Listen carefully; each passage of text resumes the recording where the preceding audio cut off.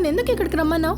పూర్ణి, నీ బాటకు నువ్వు నీ మాటలంటే ఇష్టం, నువ్వంటే ఇష్టం, కానీ నేను లవ్ చేయనని చెప్పేసి వెళ్ళిపోయావు. అది తలుచుకుని నేను రాత్రంతా నిద్రపోలేదు. ఎందుకు పూర్ణి నన్ను లవ్ చేయనంటున్నావు? నేను అందంగా లేనా? నీకేమైనా పిచ్చా మధు? అందంగా ఉంటే ప్రేమ పుడుతుందా? ఇలా చూడు మధు, ఈ ప్రేమ దోమ అన్న మాట వదిలేసి బాగా చదవడానికి ప్రయత్నించు. మీ అమ్మ గురించి ఆలోచించావా? ఊరూరు తిరుగుతూ చేపలు అమ్ముకుంటూ ఎంత కష్టపడుతుందో. వాళ్ళకన్నా నేను ముఖ్యమైపోయానా?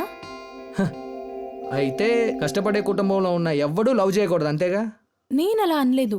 నాకు ప్రేమొద్దు, అర్థమైందా? ఎందుకు పూర్ణి? ఎందుకంటే దీనికి మా నాన్న ఒప్పుకోరు. ఆయనకి ఇదంతా అస్సలు నచ్చదు. జరగని దాని గురించి జరుగుతుందని ఆశపడడం మూర్ఖత్వం. నేనది చేయాలనుకోవట్లేదు. నేను లవ్ చేస్తుంది నిన్ను, మీ నాన్నని కాదు.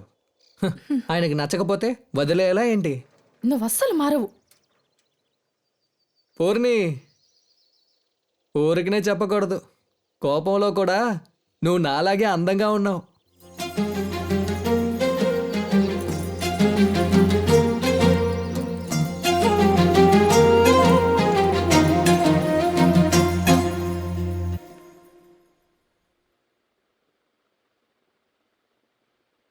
పూర్ణి, ఏంటమ్మా?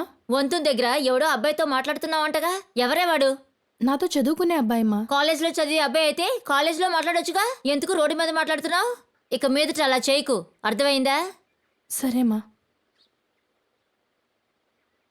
అమ్మాయి మనసులో ఏమీ లేదే, కానీ ఆ అబ్బాయి మనసులో ఏదైనా ఉంటే?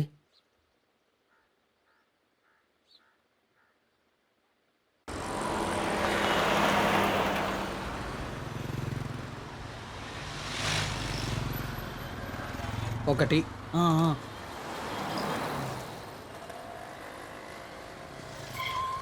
మాస్టర్, కంప్యూటర్ క్లాస్ అమ్మాయిలు వచ్చేసారా? బాలే అడిగాపో. కొట్టును చూసుకోవాలా, వచ్చిపోయే అమ్మాయిని చూసుకోవాలా? నువ్వు నా వృత్తినే మార్చేసేలా ఉన్నావు. కొట్టు మాత్రం చూసుకుంటే చాలదు మాస్టర్, చుట్టూ ఏం జరుగుతుందో తెలుసుకోవాలి. అప్పుడే నాలాంటి కుర్రాలకి జవాబు చెప్పి వ్యాపారం పికప్ చేయగలం. ఓహో, ఉన్న వ్యాపారానికి తోడు ఇదొకటా?